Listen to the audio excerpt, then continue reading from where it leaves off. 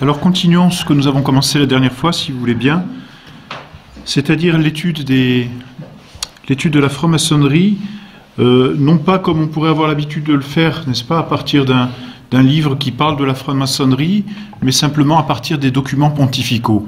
On sait que la franc-maçonnerie s'oppose à l'Église et veut absolument la destruction de l'Église, et il est intéressant de voir pourquoi, et ce sont les papes qui, dans les condamnations qu'ils ont portées contre la franc-maçonnerie, ont défini quelles étaient les erreurs contenues dans la franc-maçonnerie, et par là, on définit aussi quelles étaient ces erreurs, comment ces erreurs s'opposaient à l'Église, c'est-à-dire à la doctrine de l'Église.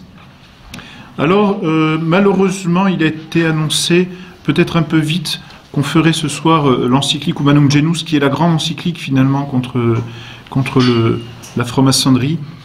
Je pense qu'on n'aura pas le temps de la commencer ce soir, on la fera la prochaine fois, je pense, parce que nous n'avions pas terminé les premières encycliques la dernière fois. La dernière fois, je vous ai parlé de l'encyclique Quo Graviora de Léon XII.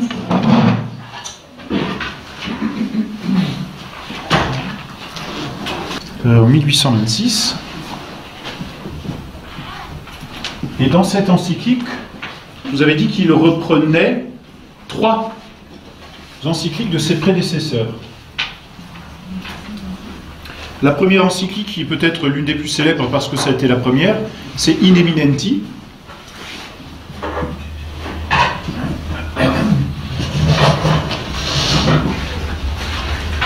De Clément XII, en 1738.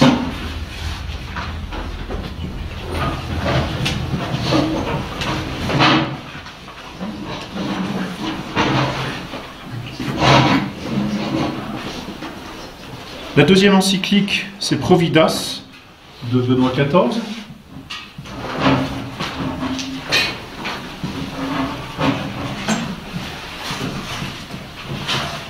En 1751. Et donc nous avions vu ces 2 encycliques la dernière fois. Et la troisième, c'est Ecclesia Jesu Christo, de Pie VII, et qui date de 1821.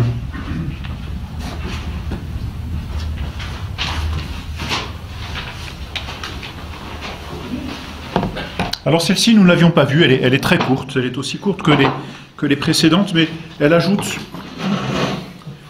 quelques notions supplémentaires, enfin quelques raisons, disons, de condamner la franc-maçonnerie. Dans la première, donc celle de Clément XII, pour redire les choses rapidement, Clément XII avait condamné la franc-maçonnerie, et l'avait condamné d'excommunication. Il avait condamné tous les membres qui appartenaient à cette société d'excommunication en raison de la philanthropie, de l'écuménisme et du secret qui s'y trouvait. Donc c'était les 2 grands motifs de condamnation qui avaient été relevés, philanthropie et le secret. Benoît XIV a de nouveau condamné la franc-maçonnerie parce qu'une fois que Clément XII, vous vous souvenez, est mort, beaucoup de personnes se sont dit, puisqu'il est mort, la condamnation qu'il a portée ne vaut plus. Donc certains ont relevé la tête, et donc son successeur, Benoît XIV, aussitôt a fulminé de nouveau la condamnation dans son encyclique Providas, en disant que l'excommunication de Léon XII était valide, toujours, et valable. Et l'interprétation qu'il en donnait, c'est qu'elle était valable à perpétuité. Et il avait rajouté d'autres motifs. En plus de la philanthropie et du secret, il avait rajouté le serment qu'il fallait donner pour ce secret, l'indifférence religieuse, on y reviendra aussi.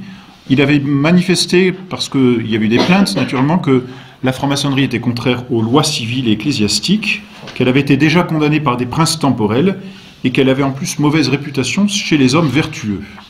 Donc pour tous ces motifs, eh bien, il condamnait à nouveau, ou du moins il prolongeait, disons, à perpétuité la condamnation de la franc-maçonnerie. Alors nous passons à l'encyclique suivante. Avant de passer, juste un détail, parce que certains m'ont posé des questions, effectivement, je vous ai parlé de 1717, une date facile à retenir, comme étant la date de la fondation de la franc-maçonnerie.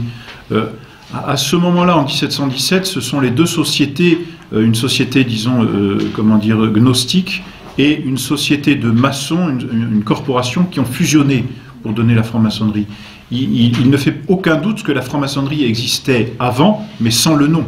c'est-à-dire qu'il existait déjà des sociétés de pensée, des sociétés secrètes, tels que les Rosicruciens, n'est-ce pas? Et puis, il faudrait remonter très loin, n'est-ce pas, avec la Kabbale.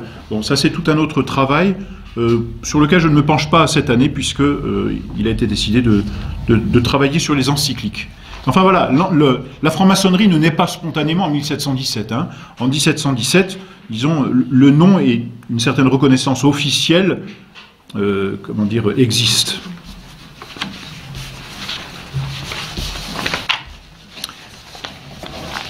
Alors, dans l'encyclique de Pie VII, on va retrouver quasiment les mêmes motifs de condamnation de la franc-maçonnerie. Elle date de 1821, donc là on est cette fois après la Révolution française. Pie VII a eu le temps de, comment dire, non seulement de voir la Révolution, mais d'en souffrir, n'est-ce pas, puisque il a pas mal souffert de Napoléon Bonaparte, qu'il a dû couronner. Enfin, au couronnement duquel il a assisté, disons, plus exactement. Et en 1821, donc, il écrit cette encyclique précisément contre la franc-maçonnerie. Il rappelle le but de la franc-maçonnerie. 2 buts, dit-il. Donc les francs-maçons, ces hommes coupables se sont ligués contre le Seigneur et contre le Christ, et ont mis tout en œuvre pour tromper les fidèles par les subtilités d'une fausse et vaine philosophie. Alors là, on va déjà un peu plus loin, si vous voulez, parce que il rentre dans des motifs de philosophie. Une fausse philosophie qui va tromper les fidèles, c'est-à-dire qui va tromper les intelligences. Alors, ça rejoint bien sûr la philanthropie, n'est-ce pas? Parce que la philanthropie, c'est une façon de tromper. De dire, vous aimez les hommes, et le catholique ne doit-il pas pratiquer la charité? Et la charité n'est-elle pas un amour? Alors c'est ce que nous faisons. Nous aimons les hommes. Voyez? Alors, c'est pas très subtil comme raisonnement, mais c'est suffisant pour tromper des âmes simples. À la limite, s'ils font du bien sur la terre, à la limite, s'ils recherchent une paix, s'ils recherchent un consensus, eh bien, n'est-ce pas une bonne chose? Ne trouve-t-on pas ces demandes dans les oraisons des messes? N'est-ce pas? On a encore entendu récemment dans une oraison, je crois que c'était dimanche dernier, une demande de paix sur la terre. Alors, les francs-maçons, finalement, ne sont-ils pas des hommes d'église qui vont essayer de réaliser ici-bas ce que l'église demande? Et voyez, c'est sous couvert de philanthropie, c'est-à-dire une soi-disant charité, qu'ils vont essayer d'attirer les hommes. Et puis aujourd'hui, bien, il y a d'autres façons de tromper. On va leur parler peut-être encore de philanthropie, mais je ne sais pas si certains d'entre vous ont déjà été approchés. On va vous faire miroiter que vous allez pouvoir avancer dans la société, que vous allez pouvoir avoir de nombreuses relations intéressantes pour progresser. Vous venez d'ouvrir un bureau d'avocat, un bureau d'assurance, un bureau peu importe, et on vous dit, bah, je connais du monde, je peux vous faire entrer en contact avec beaucoup de monde. Alors, mais entrez simplement. Hein, et puis vous allez pouvoir faire de bonnes affaires, et puis vous allez pouvoir développer simplement, tranquillement, normalement vos affaires. Et alors, sous prétexte de vous faire du bien, sous prétexte de vous introduire dans la société, hop, on vous embauche peut-être d'abord dans une antichambre de la franc-maçonnerie, et puis de contact en contact, eh bien on vous demande, ben, finalement, maintenant que vous êtes, je sais pas, vous êtes dans le club de l'horloge, est-ce que vous voudriez pas maintenant, rentrer dans la franc-maçonnerie? Et vous ferez encore plus de connaissances, et vous allez encore... Puis rien, c'est juste pour le bien puis vous allez même faire du bien autour de vous, c'est sûr. Et puis, ainsi de suite, n'est-ce pas? Les hommes sont happés, et puis sont finalement trompés, vraiment, parce que sous couvert de buts philanthropiques, eh bien, ce qu'on leur cache, c'est que derrière, la franc-maçonnerie veut agir contre l'Église. Alors, d'abord, donc, tromper les personnes, c'est ce que dit le pape Pie VII, pour tromper les fidèles par les subtilités d'une fausse et vaine philosophie, pour les arracher du sein de l'Église,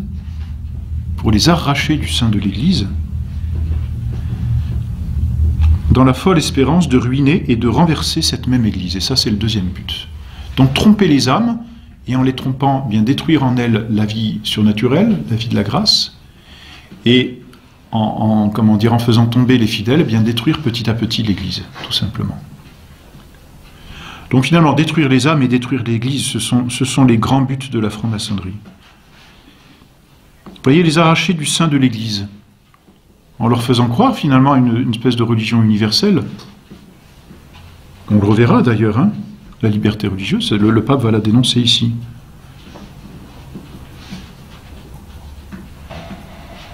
Pour atteindre plus facilement ce but, la plupart d'entre eux ont formé des sociétés occultes, des sectes clandestines, se flattant par ce moyen d'en associer plus librement un plus grand nombre à leurs complots et à leurs desseins pervers. Donc voilà pour l'introduction du pape. Et ensuite, on est en 1821, le pape va manifester que ces francs-maçons ont déjà fait du mal. C'est-à-dire que cette fois, ça n'est plus un simple discours comme on aurait pu l'entendre dans les encycliques précédentes que nous avons commentées déjà. Ce n'est pas un simple discours doctrinal, peut-être trop philosophique, des idées. Ici, le pape dénonce très clairement les effets de la franc-maçonnerie. Et d'ailleurs, il parle aussi très directement des Carbonari. Dans le nombre, il faut indiquer ici une société nouvellement formée qui s'est propagée au loin et dans toute l'Italie. Elle est le plus souvent désignée sous le nom de Carbonari. Ils affectent un singulier respect et un zèle tout merveilleux pour la religion catholique, pour la doctrine et la personne de notre Seigneur Jésus-Christ. Et là, on va dire, mais donc ils sont catholiques, vraiment. Qu'ils ont quelquefois la coupable audace de nommer leur grand maître et le chef de leur société. Mais ces discours qui paraissent plus doux que l'huile ne sont autre chose que des traits dont se servent ces hommes perfides pour blesser plus sûrement ceux qui ne sont pas dans leur garde. Sur leur garde, pardon. Ils viennent à vous semblables à des brebis, mais ils ne sont au fond que des loups dévorants. Et donc, vous voyez comment ils trompent. Mais alors, surtout, ce qui est intéressant, c'est que la franc-maçonnerie, en 1821, a déjà produit la Révolution française. La franc-maçonnerie, en 1821, a déjà exécuté le dernier roi de France. Enfin, le dernier. Disons Louis XVI. Et donc ça, le pape l'a assez vécu pour savoir de quoi il ressort à la franc-maçonnerie. Cette fois, ça n'est plus simplement un discours doctrinal, c'est concret. On a des faits. On sait ce qu'ils font. Et ensuite, alors il va s'adresser plutôt contre les Carbonari, mais à travers eux dénoncer tous les francs-maçons. Et alors il va aller plus loin, vous voyez, que les papes précédents. Non seulement il va donner les grands traits de la doctrine des francs-maçons, mais il va en montrer déjà les conséquences dans la vie morale. Et c'est là que ça devient déjà intéressant. Autant jusqu'à présent on avait vu quelques traits, disons plus ou moins philosophiques ou doctrinales, il s'agissait de la philanthropie et du secret, et maintenant le pape va reprendre les principaux traits qui définissent les francs-maçons, mais va montrer quelles en sont les conséquences morales et doctrinales. Et plus le temps va passer, on verra juste après, justement avec l'encyclique du pape Pie IX, qu'il va beaucoup insister aussi sur la perversion morale qu'entraîne la franc-maçonnerie. L'application à notre époque est des plus faciles, hein, ça, il n'y a rien à faire. Après les avoir traités donc comme des hypocrites, comme des loups finalement, qui viennent déguisés en brebis,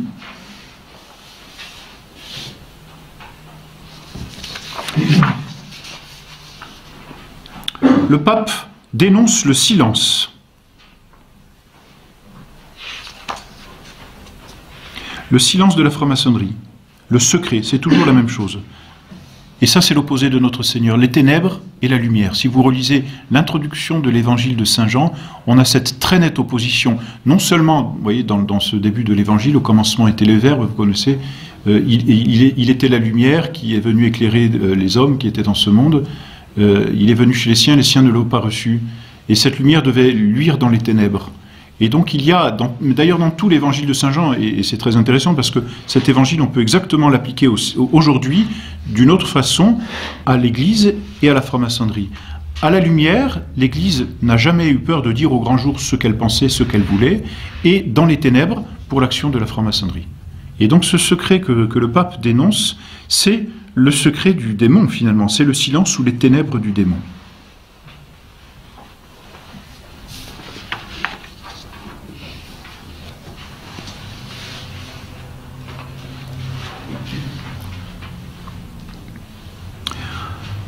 Ensuite, il dénonce à nouveau la philanthropie.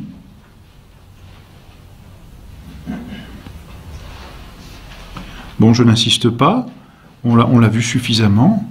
Il ajoute à la philanthropie l'indifférence en matière religieuse, et ça c'est une conséquence de la philanthropie. Si l'on est obligé d'aimer tous les hommes, eh bien on est obligé de passer au-dessus des différences. Ça c'est un discours qu'on entend malheureusement trop souvent aujourd'hui.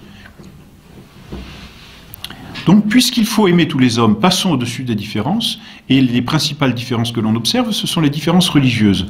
Eh bien, passons au-dessus des différences religieuses, mettons de côté ce qui nous divise pour voir ce qui nous unit, qui est notre nature humaine. Nous avons quelque chose en commun, c'est que nous sommes tous des hommes, et nous habitons tous cette terre. Alors, construisons quelque chose de durable, de solide et de paisible ici-bas, et ce qui nous divise, eh bien, mettons-le de côté pour assurer cette unité et ne pas vivre dans la division.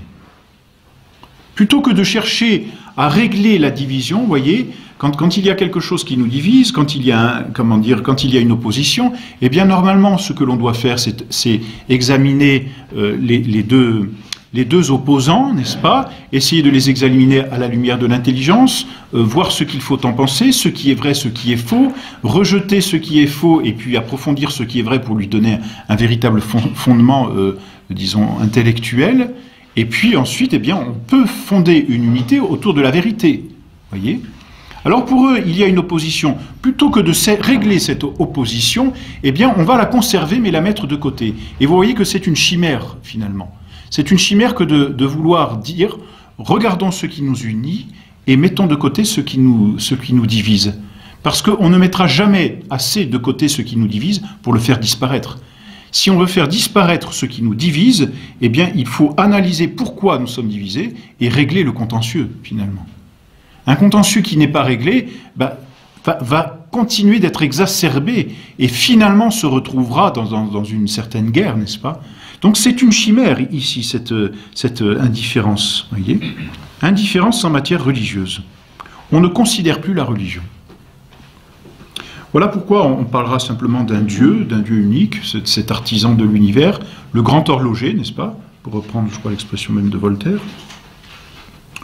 Jusqu'à n'en plus parler, au bout du compte. Hein. Parce que ce qui nous unit, finalement, ça n'est plus la vérité, ça n'est plus Dieu lui-même, ça va être l'humanité. Et vous comprenez comment, petit à petit, le pape ne le dit pas ici directement, mais on en voit l'aboutissement aujourd'hui, petit à petit, on va fabriquer une religion de l'homme. On ne peut pas faire autrement. Hein, la seule chose qui nous unit, ça n'est plus Dieu, puisqu'on l'a mis de côté, il nous divise. Alors, plutôt que de regarder ce qui nous divise, regardons ce qui nous unit, c'est notre nature humaine. Eh bien, notre nature humaine est tellement principe d'unité qu'on finit par la déifier. Et en la déifiant, eh bien, on lui rend un culte. C'est le culte de l'homme. C'est déjà ce que le pape a observé, et on est en 1821, dans la Déclaration des droits de l'homme. Vous voyez, la Déclaration des droits de l'homme est déjà l'aboutissement de ce désir de la franc-maçonnerie. L'indifférence, dit le pape, est le plus dangereux de tous les systèmes. Et on comprend, parce qu'il ruine le fondement de toute religion. Conséquence de cette indifférence, et c'est un autre point de la doctrine que relève le pape Pie VII ici, c'est la liberté religieuse. Et je ne vous parle pas encore, je ne sais pas si j'en parlerai d'ailleurs, mais de Vatican II, mais enfin, le pape condamne déjà ici la liberté religieuse. De donner à chacun la liberté absolue de se faire une religion suivant ses penchants et ses idées. Donc, le respect de la religion des autres. C'est ça, la liberté religieuse. Chacun exerce sa religion tant qu'on arrive à vivre ensemble paisiblement. Vous voyez ce que ça donne aujourd'hui, c'est paisible. Hein, on est en état d'urgence depuis des mois, mais tout va bien. C'est vraiment le paradoxe, et on voit qu'ils n'ont rien construit finalement. Hein. C'est un paradoxe. Donc la liberté absolue de se faire une religion suivant ses penchants et ses idées. Alors il ajoute d'autres choses qui sont horribles, n'est-ce pas? Ce sont les sacrilèges. De profaner et de souiller la passion du Sauveur par quelques-unes de leurs coupables cérémonies. Bon, je ne rentre pas dans les détails, mais vous savez les messes noires qui s'y font. Vous savez aussi le besoin qu'ils ont soit d'avoir dans leur rang des prêtres validement ordonnés pour qu'ils puissent consacrer des hosties et ainsi qu'ils puissent les profaner. Et ça, c'est pas inventé, hein, je vous assure que c'est vrai. Et comment dire, si ça n'est pas le cas, bien, ils prennent des hosties et puis ils vont les profaner dans leurs cérémonies qui sont abominables, absolument abominables.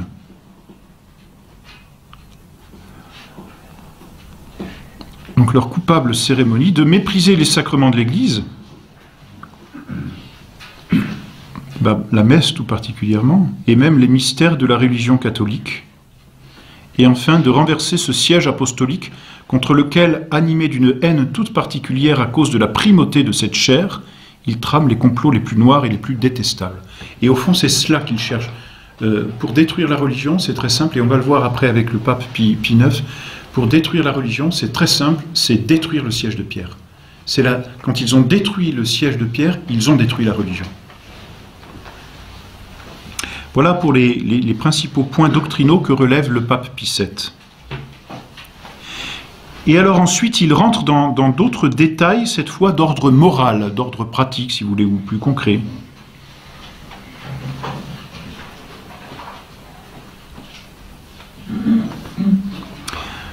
Alors, ainsi, cette secte favorise ouvertement le plaisir des sens.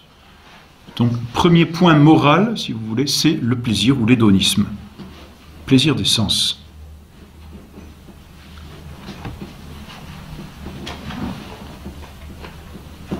Deuxième point, c'est le meurtre. Et le pape le dit très clairement. Elle enseigne qu'il est permis de tuer ce qui révélerait le secret dont nous avons parlé plus haut. Donc ceux qui révèlent les secrets de la franc-maçonnerie eh bien, sont voués à la mort. Et ils sont de fait exécutés. Hein.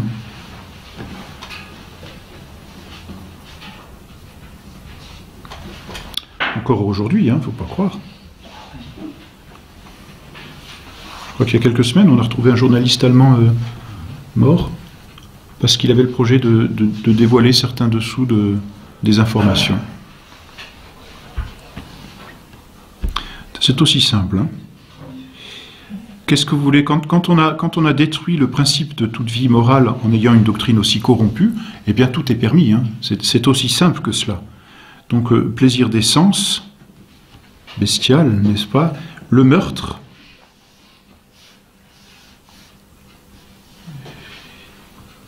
Et ensuite, les révoltes. Il est permis d'exciter des révoltes pour dépouiller de leur puissance les rois et tous ceux qui commandent, auxquels elles donnent le nom injurieux de tyrans.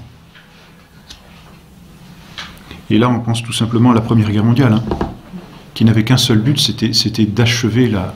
Enfin, comment dire... oui, c'est ça, de détruire la dernière puissance catholique. C'était pas autre chose, hein.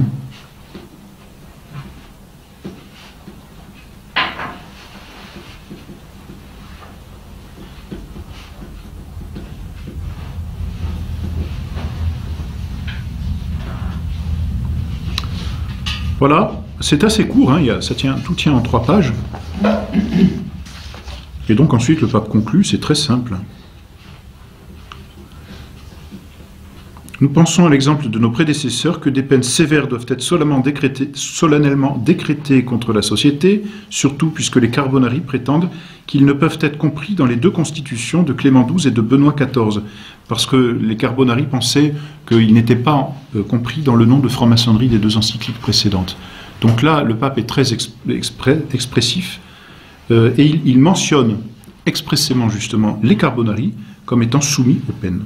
En conséquence, après avoir entendu une congrégation choisie, sur l'avis de cette congrégation, la série de notes de points, eh bien, nous la condamnons et prohibons par notre présente constitution, qui doit toujours rester en vigueur.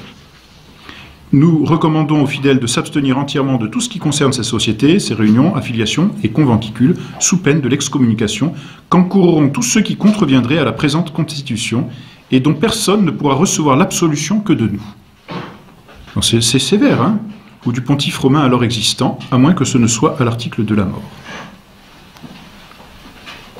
Nous leur ordonnons en outre, sous la même peine de l'excommunication, de dénoncer aux évêques ou à qui de droit tous ceux qu'ils connaîtraient pour être membres de cette société ou pour avoir trempé dans quelques-uns des complots dont nous avons parlé. Alors là, il va plus loin que ses prédécesseurs, il oblige à la dénonciation.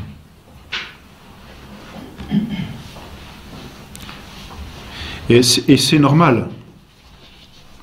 Parce que comment dire, quand on se bat contre un ennemi, n'est-ce pas, il faut lui tirer dessus, hein, je suis désolé. Donc quand on a un ennemi, il ne suffit pas simplement de dénoncer la doctrine, la franc-maçonnerie c'est pas bien, les francs-maçons sont méchants, voilà, ils sont mauvais, c'est tout.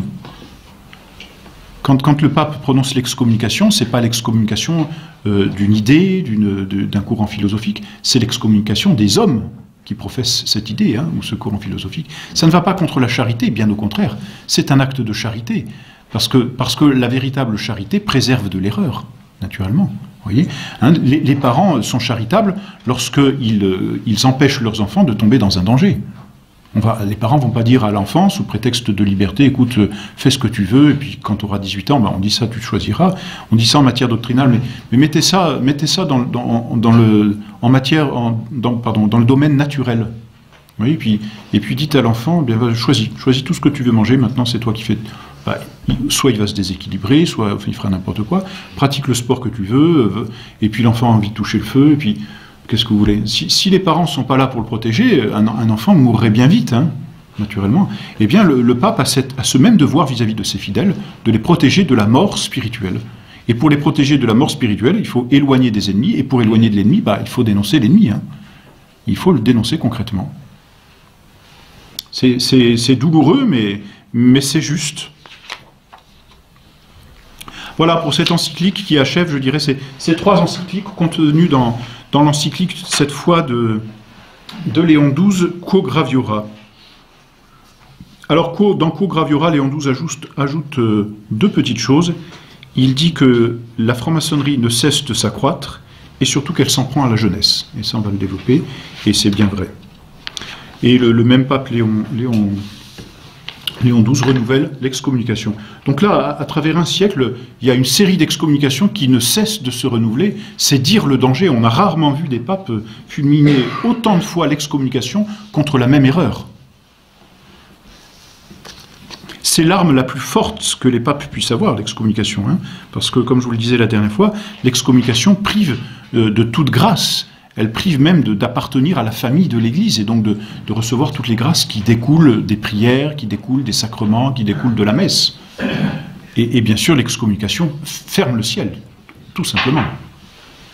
C'est vraiment, l'excommunication, c'est un imperméable, hein, n'est-ce pas? C'est un imperméable qui est mis sur une âme pour l'empêcher de recevoir les grâces.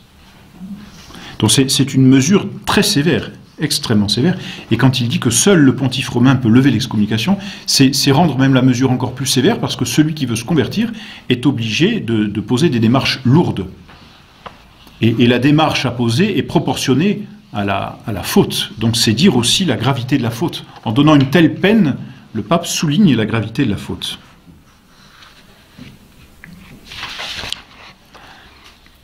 Alors nous passons ensuite à une autre lettre encyclique, qui ne parle pas directement de la franc-maçonnerie, qui parle des sociétés secrètes, et c'est suffisant, et qui est assez intéressante, on va voir pourquoi. C'est celle du pape Pie IX.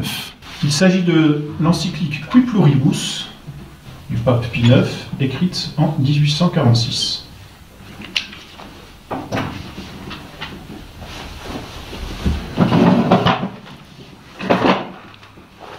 Elle est assez longue, c'est une bonne dizaine de pages. C'est surtout, et c'est ça qui est aussi intéressant, c'est pour ça que je m'arrête dessus finalement, parce que il parle plusieurs fois des sociétés secrètes, et comment dire, et d'ailleurs c'est elles qui sont visées tout particulièrement à travers cette encyclique, mais surtout c'est la première encyclique du pape. Et vous savez que la première encyclique du pape définit, si l'on peut dire, le programme du pape, définit les grandes idées, les grands axes du combat que le pape va mener sur la chair de pierre. Alors, quand bien même les francs-maçons ici ne seraient pas expressément nommés, encore une fois, n'est-ce pas, il est parlé de sociétés occultes, eh bien, le pape va développer une idée très intéressante, et c'est pour ça que je veux la voir avec vous ce soir, c'est l'idée du rationalisme, comme étant l'une des principales erreurs que l'on rencontre dans la franc-maçonnerie. Mettons, pour simplifier, que l'encyclique est faite de 4 parties. Tout d'abord une introduction, ensuite la dénonciation de la principale erreur du rationalisme, Ensuite, le pape va s'arrêter à d'autres erreurs qui découlent un peu de ce rationalisme. Et enfin, une conclusion, mettons, très longue, quatrième partie, c'est l'exhortation aux évêques, en leur donnant les moyens de combattre. Je passe sur l'introduction, tout d'abord. Le pape se dit effrayé d'accéder à un tel pouvoir. Vous savez que c'est le pape, après Saint-Pierre probablement, qui est resté le plus longtemps sur le siège de Pierre. Là, il est resté de 1846 à 1878. Qu'est-ce que je vous dis ? 1878, c'est ça. Ça fait 32 ans. C'est lourd en matière de responsabilité, n'est-ce pas ? C'est aussi un très grand pontificat. On a pu dire beaucoup de choses sur le pape Pie IX, tout particulièrement qu'il était libéral. On dit on entend dire, disons, que dans la première partie de son pontificat, Pie IX aurait été libéral. Alors, à lire cette première encyclique, je vous assure qu'on n'a pas du tout l'impression qu'il était libéral. C'est sûr qu'il y avait une grande difficulté qui se posait et qui a continué qui a été malheureusement réglée d'une façon infâme. C'était le problème des États pontificaux. Et vous savez que c'est le pape qui va perdre les États pontificaux. Donc, il a dû engager des négociations d'un point de vue politique, d'un point de vue temporel, disons. Et c'est peut-être là-dessus qu'on pourrait trouver qu'il a été libéral. C'est difficile de juger, en tout cas en matière de doctrine, je vous assure que c'est loin d'être un pape libéral, bien au contraire. On lui doit beaucoup. C'est le pape de l'Immaculée Conception, hein, donc Notre-Dame l'Immaculée Conception, c'est c'est tout ce qu'il faut contre le libéralisme, hein, le 8 décembre 1854. Donc, même pas, c'est 8 ans après son arrivée sur le trône, enfin c'est déjà long, hein, 8 ans. Et puis 10 ans après, 10 ans pile, jour pour jour après le 8 décembre 1864, vous savez que c'est le pape qui a promulgué l'encyclique, Quanta Cura, et puis le syllabus, cette proposition condamnée, c'est admirable. Ce syllabus, c'est un condensé de ce que l'on ne peut pas dire ou penser. Et puis en 1870, c'est le pape de Vatican I qui définit l'infaillibilité pontificale, et c'est très fort cette définition. On pourra toujours dire que cette définition a porté pierre aussi parce qu'aujourd'hui dans la crise, certains voudraient l'utiliser à mal pour parler de l'obéissance et de la soumission qu'il faudrait au pape, mais peu importe la crise actuelle, à ce moment-là, la définition de l'infaillibilité pontificale, c'est vraiment une opposition franche à la franc-maçonnerie, on va voir, puisqu'ils veulent détruire l'Église, et pour détruire l'Église, la seule chose qu'ils ont à faire, c'est de détruire l'autorité, puisque une société repose sur son autorité comme sa clé de voûte. Vous enlevez une autorité, il n'y a qu'à voir aujourd'hui, on n'a pas d'autorité, la société va n'importe où. Ou dans une famille, vous enlevez l'autorité, ça part à gogo. Donc c'est le pape qui définit l'infaillibilité pontificale et qui par là vient souder ou vient raffermir le socle même de l'Église. Et puis de la même année, n'est-ce pas, donc la définition de l'infaillibilité c'est en juillet 1870, et la même année, en septembre, je crois, eh bien c'est la perte des États pontificaux. Donc voilà, pour ce grand pape, 32 ans de pontificat, mais de très belles, d'abord de très belles encycliques, et puis de beaucoup de choses pour la foi. Donc dans son introduction, le pape se dit effrayé d'accéder au trône de Pierre, et il ne savait pas ce qu'il attendait, le pauvre. Peut-être s'en doutait-il.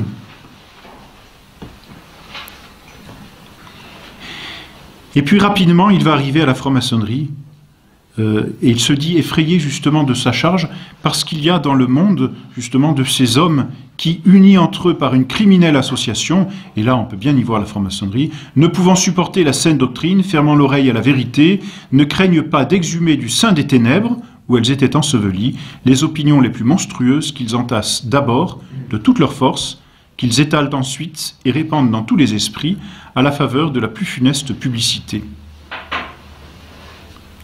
Toutes ces embûches et ces machinations par lesquelles ces esprits ennemis de la lumière, et là on retrouve bien la définition de la franc-maçonnerie finalement, se montrent artistes si habiles à étouffer dans toutes les âmes le saint amour de la piété, de la justice et de l'honnêteté. Alors c'est assez drôle parce que en disant cela, il parle du saint amour de la piété, puis de la justice, puis de l'honnêteté. Le saint amour de la piété, eh bien c'est ce qui détruit la relation, si je puis dire, de l'homme à Dieu, c'est-à-dire ce qui détruit la religion de l'homme. Le saint amour de la justice, c'est ce qui détruit la relation de l'homme à la vie sociale, donc la vie politique. Et l'honnêteté, vous savez que l'honnête homme, finalement, c'est pas simplement l'homme qui apparaît bien, c'est l'homme vertueux. Donc c'est la vie individuelle. Et donc il manifeste par là que ces sociétés détruisent la religion, la politique et l'individu. Elles détruisent donc finalement tout. Saint amour de la piété, de la justice, de l'honnêteté. Vous voyez, on pourrait dire ça très rapidement, mais si on creuse ces trois mots, ça détruit donc tout ce qui est religieux, ça coupe le lien à Dieu, la piété. Tout ce qui est politique, la justice, c'est le lien qui existe entre les hommes. Ce qui fait qu'une société existe, c'est ce liant, n'est-ce pas, qu'il y a entre les hommes. Et ce liant, quel est-il? Sinon cette vertu de justice qui consiste à rendre à chacun ce qui lui est dû. Les citoyens, entre eux, se rendent ce qui leur est dû. L'autorité rend à ses inférieurs ce qui leur est dû, et les inférieurs rendent à l'autorité ce qui lui est dû. C'est cela la vertu de justice. Hein. La justice, c'est finalement ce qui nous unit les uns aux autres. Eh bien, en détruisant le lien de la justice, ils détruisent la vie politique. Ensuite, quand il ne reste plus que des individus, l'individualisme, que font-ils? Ils détruisent l'honnêteté. Et donc, ils détruisent même les individus. Voilà finalement, bien défini en peu de mots, le but de la franc-maçonnerie. Et ainsi, ils parviennent à corrompre les mœurs, à confondre ou à effacer les droits divins et humains, à saper les bases de la société civile, à les ébranler, et s'ils pouvaient arriver jusque-là, à les détruire de fond en comble.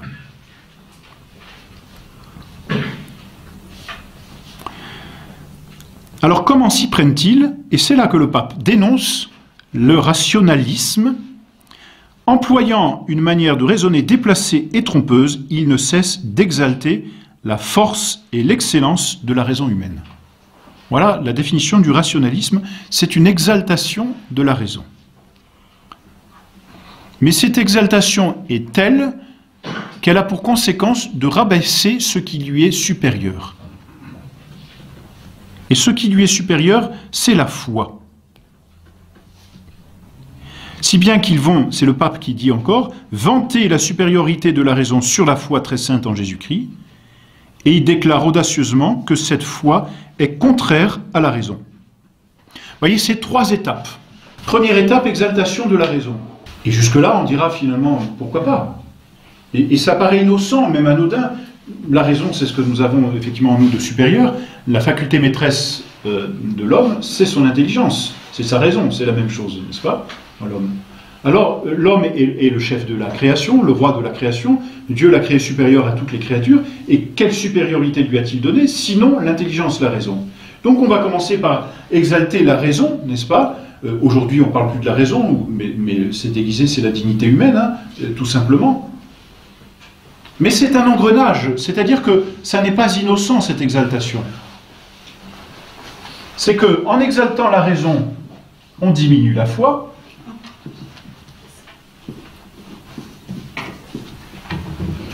La deuxième étape. Et comment fait-on pour diminuer la foi?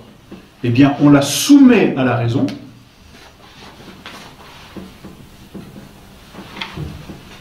Soumettre, c'est rendre inférieur. Vous voyez? Mais soumettre, ça se sens aussi de soumettre un problème à quelqu'un pour qu'il le résolve. Vous voyez? Donc on va soumettre les problèmes de la foi à la raison, pour que la raison résolve les problèmes de la foi. Et en soumettant les problèmes à la raison, on va expliquer de façon rationnelle les vérités de foi. Et donc on va introduire un rationalisme en matière de foi. En soumettant la foi, on la rend inférieure petit à petit à la raison. Donc on diminue la foi et on la rend inférieure. Et puisqu'elle est inférieure, à quoi bon s'en occuper? La foi, destruction.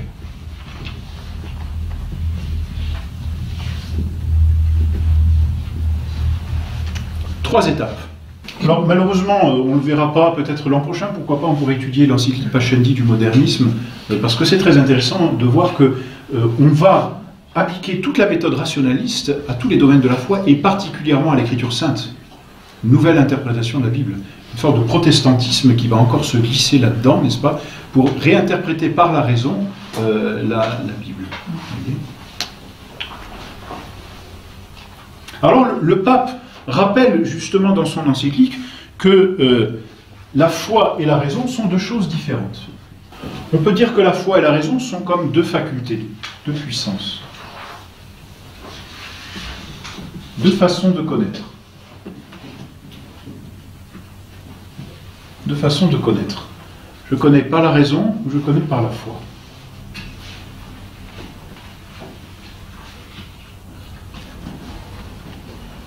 Par la raison, qu'est-ce que je connais? C'est ce qu'on appelle l'objet. Eh bien, je vais connaître des vérités qui sont proportionnées à mon intelligence.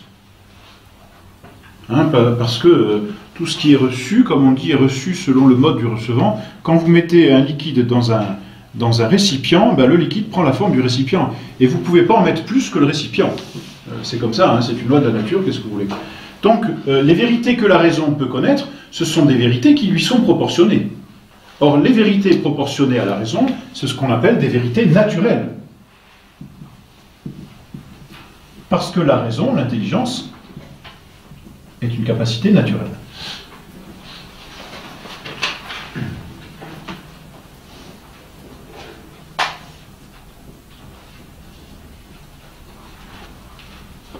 Alors, sous quelle lumière, c'est-à-dire qu'est-ce qui me permet de connaître ces vérités? C'est la lumière de mon intelligence.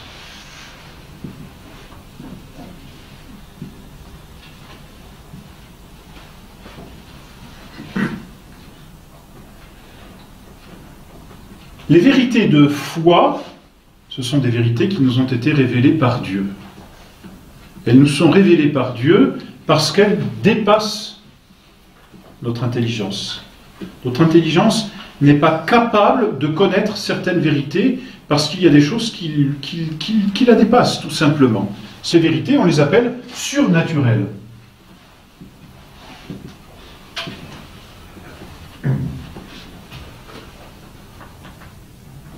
C'est d'ailleurs pourquoi Dieu est obligé de rajouter dans l'âme et de greffer sur l'intelligence une nouvelle capacité qui vient comme ouvrir l'intelligence et l'agrandir, si vous voulez, à la capacité de connaître d'autres vérités. C'est ça la foi. Un peu comme vous prenez encore un récipient pour y mettre un liquide. Donc vous prenez ce récipient, vous y mettez un liquide et vous voudriez rajouter quelque chose. Mais on ne peut pas, c'est plein et c'est disproportionné. Alors voilà notre intelligence qui connaît toutes les vérités naturelles. Alors que fait Dieu? Eh bien c'est simple, il va écarter les bords, si l'on peut dire, c'est qu'une image un peu grossière, vous m'excuserez, pour rendre capable ce récipient de recevoir plus et des choses différentes. C'est ce qu'il fait en mettant dans l'âme cette nouvelle capacité, vous voyez, ce nouveau réservoir, si l'on peut reprendre cette image, vous m'excuserez, un peu grossière, mais qui nous rend aptes à connaître des vérités qui nous dépassent, tout simplement. C'est ça la foi. Comprenez, c'est loin d'être un sentiment. La foi, c'est ce qu'on appelle un habitus, c'est une puissance, c'est une capacité, une nouvelle capacité que Dieu met en nous. Parfois, nous disons, bon, ça, j'ai pas la capacité, en mathématiques, vous voyez, j'ai pas la capacité de résoudre ce problème. Bon, eh bien, en matière de foi, Dieu révèle, je suis un seul Dieu en trois personnes. Moi, j'ai pas la capacité de comprendre ça. Bon Dieu dit, c'est simple, je vais te donner la capacité, je mets quelque chose en toi, ça s'appelle la foi, la vertu de foi, et maintenant, tu es capable, pas de comprendre, mais de savoir que c'est vrai. Et alors, quel est le critère de ces vérités? Ça n'est plus mon intelligence, c'est l'autorité de Dieu qui révèle.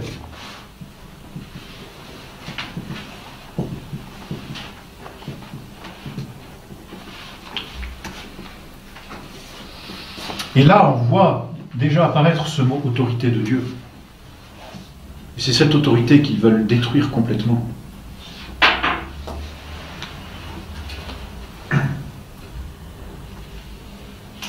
Et oui, parce que mon intelligence ne peut pas comprendre, donc elle est obligée de se soumettre à l'autorité de Dieu. Comment un homme libre peut-il se soumettre, ou plutôt comment un homme peut-il rester libre en se soumettant? N'est-ce pas contre la dignité de l'homme, n'est-ce pas? N'est-ce pas contre le droit de l'homme souverain? Alors, que fait-on? Eh bien, on va inverser. C'est ça ce que fait le rationalisme. On ne va pas soumettre son intelligence à l'autorité divine. On ne va plus parler de l'autorité divine. Excusez-moi. Comme ça. On va soumettre la vérité naturelle à l'intelligence.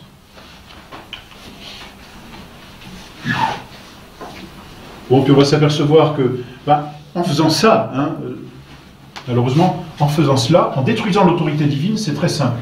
Ils ont détruit cette capacité. Donc ils n'ont plus la capacité de comprendre, donc ils essayent de la soumettre. C'est ce qu'on appelle toute la critique.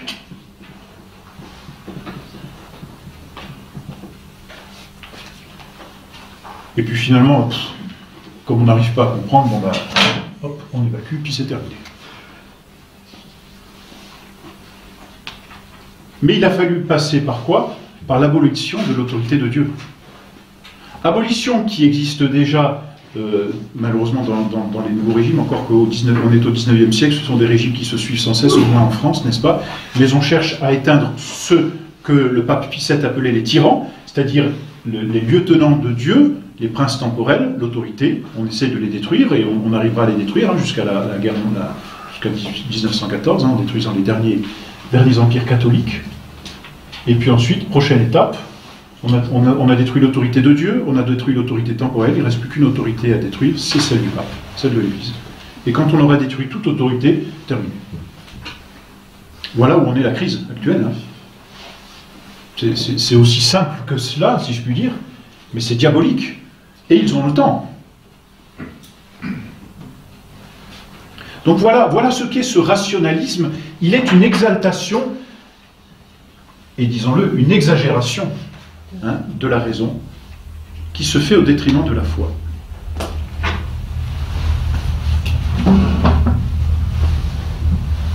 Vous imaginez, parce qu'on pourrait faire cette analogie. En nous, nous avons deux façons de connaître, nous avons deux capacités pour connaître. Nous avons des sens, on peut connaître par les yeux, et nous avons une intelligence.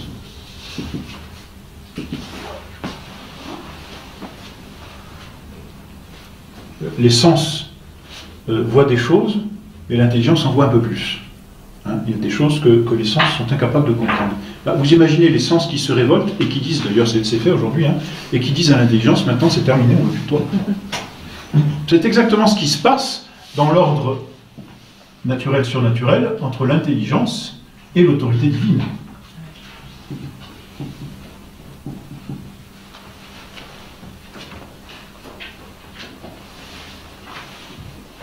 L'intelligence du rationaliste a détruit l'autorité divine. Quand on a détruit l'autorité souveraine, la clé de voûte, tout s'écroule. Donc petit à petit, les sens vont aussi se révolter. Et ce qui est tragique, c'est que vous direz, après les sens, il n'y a plus rien, disons, il y a le corps, l'hédonisme, et après il y a quoi? Il y a la mort. C'est l'autodestruction de l'homme, tout simplement. D'où le pessimisme dans lequel nous vivons, d'où les maladies de tristesse et de dépression que l'on peut voir aujourd'hui, parce que l'homme, par ce régime-là, s'autodétruit.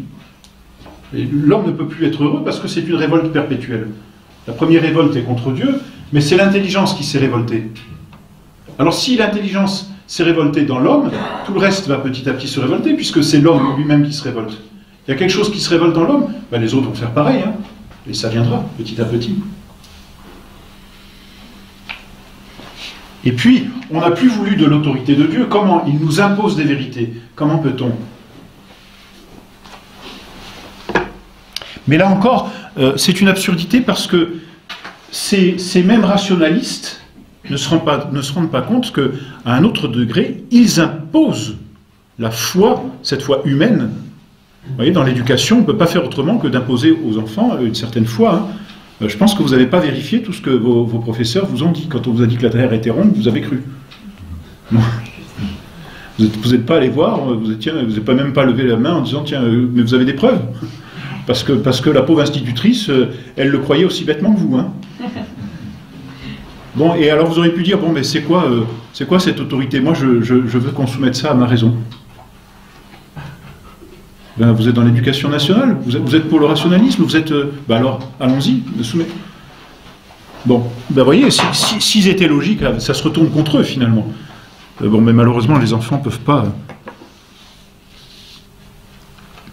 Et le pape va rappeler, vous voyez, pour répondre au rationalisme, que la foi ne s'oppose pas à la raison. Et c'est ça qui est très important, parce qu'ils ont voulu manifester une opposition entre des vérités qui nous échappent et des vérités qui ne nous échappent pas parce qu'elles sont nôtres. La foi ne s'oppose pas à l'intelligence. Bien au contraire, elle est au-dessus de l'intelligence, et il faut le dire, elle vient perfectionner l'intelligence. C'est quand même une perfection que d'acquérir des idées qui nous dépassent, mais qui sont vraies. Et la vérité de ces idées, elle vient de la révélation. L'autorité de Dieu, c'est la révélation. Et la révélation, comment la connaissons-nous? Par la tradition. Parce que ce sont des vérités qui se sont transmises. Et on va voir, le pape, déjà, va manifester que les francs-maçons veulent s'attaquer à la tradition. Vous en faites l'application que vous voulez, n'est-ce pas?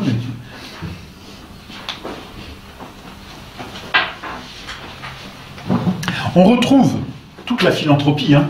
C'est un amour exagéré de l'homme, il n'y a rien à faire.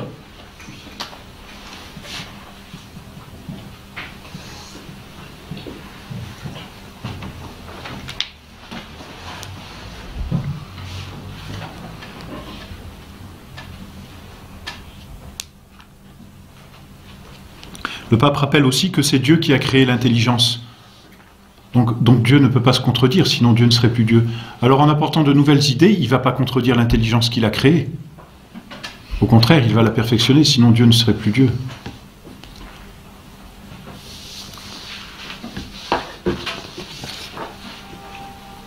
Et puis ensuite, il montre les fruits que la foi a produits, aussi bien dans les civilisations que même dans les périodes de crise. Les martyrs, c'est quand même assez impressionnant quand on lit des récits de martyrs de voir le calme avec lequel ils subissent leur martyr et même les conversions qu'ils obtiennent par leur seul martyr, c'est-à-dire sans prédication cette fois, mais par l'exemple de la vie.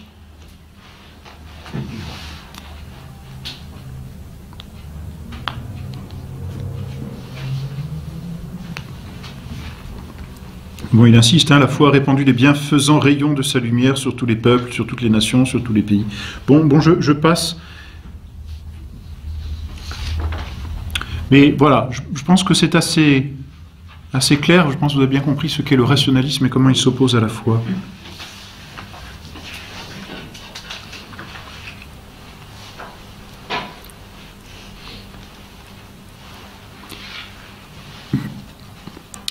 Bon, alors ils veulent fouler également aux pieds les droits de la puissance sacrée et de l'autorité civile. C'est à ce but, dit le pape, que tentent ces criminels complots contre cette église romaine, siège du bienheureux Pierre, et dans laquelle Jésus-Christ a placé l'indestructible fondement de toute son église. Là tendent toutes ces sociétés secrètes, sorties du fond des ténèbres, pour ne faire régner partout, dans l'ordre sacré et profane, que les ravages de la mort. C'est la conséquence dont nous avons parlé. Société clandestine, si souvent foudroyée par l'anathème des pontifes romains, nos prédécesseurs, dans leurs lettres apostoliques. Donc là, c'est clair, hein, c'est de la franc-maçonnerie dont il s'agit. Il n'en parle pas sous ce terme de franc-maçonnerie pour comprendre tous ceux qui sous d'autres noms, disent « nous ne sommes pas francs-maçons », comme les Carbonari, par exemple, le disaient. Lesquels nous voulons en ce moment même confirmer et très exactement recommander à l'observation par la plénitude de notre puissance apostolique. Ensuite, il fustige ceux qui veulent analyser la Bible d'une façon rationnelle, et ça, on pourra le revoir, c'est le modernisme, hein, tout simplement. Dans le modernisme, une analyse purement historique et humaine de la Bible. Notre Seigneur n'est pas ressuscité, c'est la conscience des apôtres qui a imaginé ce scénario, parce que Jésus vit toujours en eux.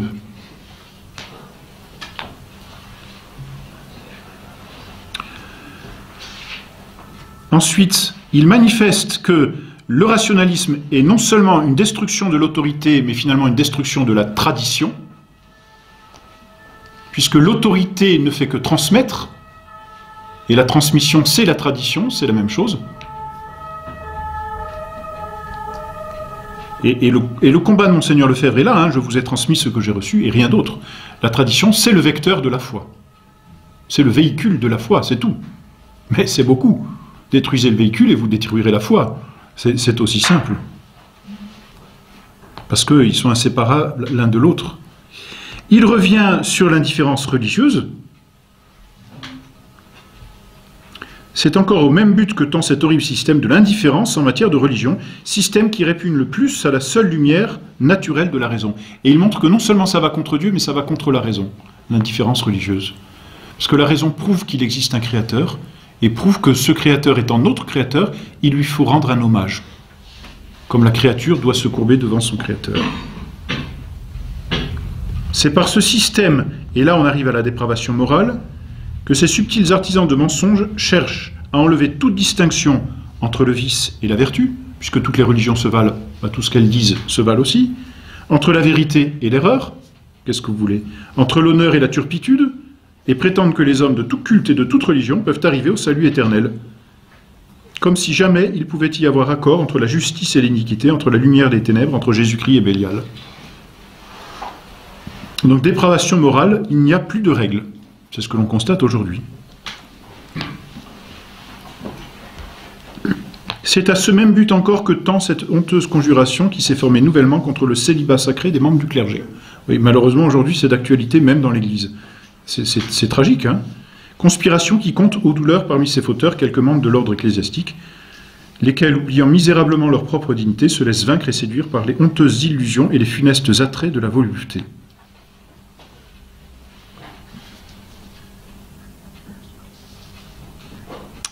Et puis ensuite, donc voilà, l'hédonisme contre le célibat sacerdotal, contre la chasteté.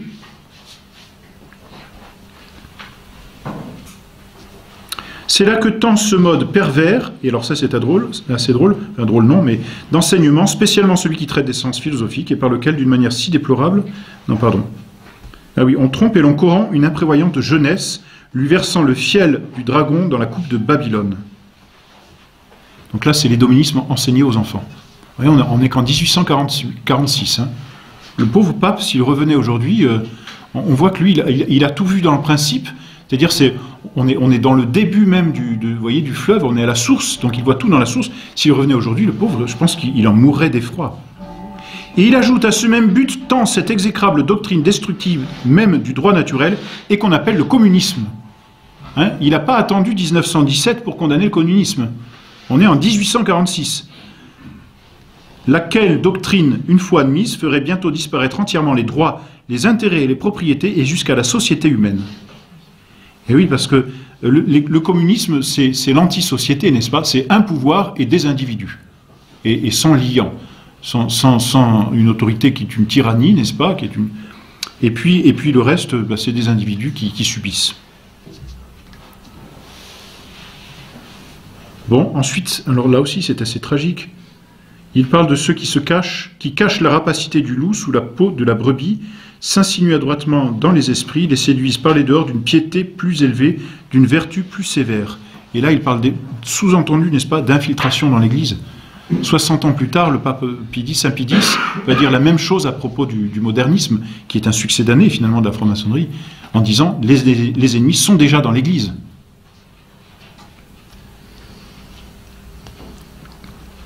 Et c'est dans l'ombre qu'ils donnent la mort. Ils détournent les hommes de toute pratique du culte. Quand ils ont égorgé les brebis du Seigneur, ils en déchirent les membres. Et ensuite, là aussi c'est tout de même incroyable, il parle des livres qui vont tromper et des livres pervers. Alors on est à une époque où comment dire, il n'y a pas les mêmes moyens d'impression qu'aujourd'hui, n'est-ce pas? Donc c'est plutôt des livres où les idées, mais alors si vous voyez les livres avec les images d'aujourd'hui, le pauvre pape. Et puis ensuite, pour terminer rapidement, vous m'excuserez, eh bien la sainteté du mariage violée, déjà en 1846. Alors il reviendrait dans l'église, là, et le pauvre il aurait du travail. Hein. La sainteté du mariage violée.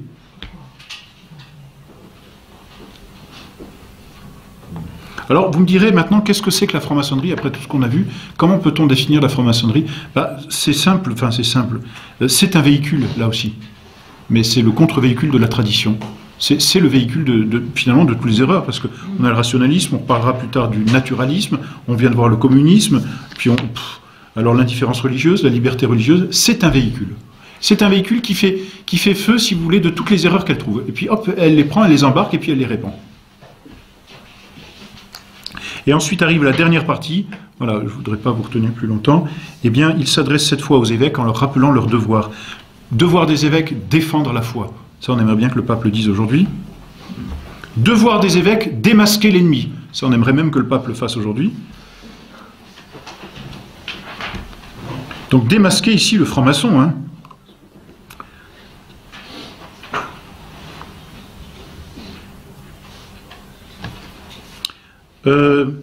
Devoir des évêques, veiller à la sainteté et à la science du clergé.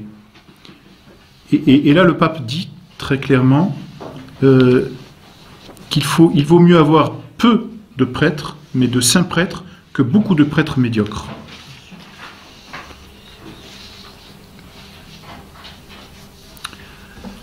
Il demande aux évêques de corriger ceux qui sont dans l'erreur, de condamner.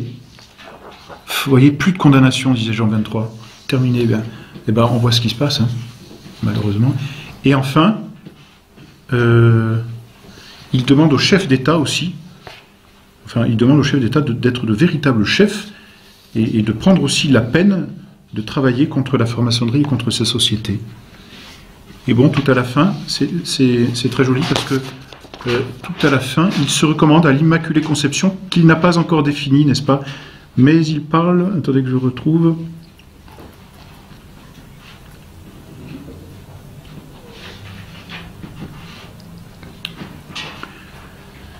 Mais pour que le Seigneur très clément incline plus efficacement son oreille divine vers nos prières et accueille plus favorablement nos vœux, ayant toujours auprès de lui comme intercession et intermédiaire puissante la très sainte et très immaculée Mère de Dieu, qui est toujours notre plus douce mère, notre médiatrice, notre avocate, notre espérance et notre confiance. Vous savez que Saint Maximilien Kolb a comment dire, fondé la milice de l'Immaculée, tout particulièrement contre la franc-maçonnerie. Voilà donc pour cette encyclique qui inaugure le pontificat de Pie IX et qui est absolument merveilleuse et dans laquelle il nous développe cette erreur toute particulière du rationalisme qui est destructeur de la foi et il montre comment la franc-maçonnerie devient le véhicule de ce rationalisme. La prochaine fois donc, nous verrons l'encyclique de Léon XIII, si vous voulez bien. Et ça terminera les encycliques sur la franc-maçonnerie et nous passerons à d'autres sujets ensuite. Voilà, merci beaucoup.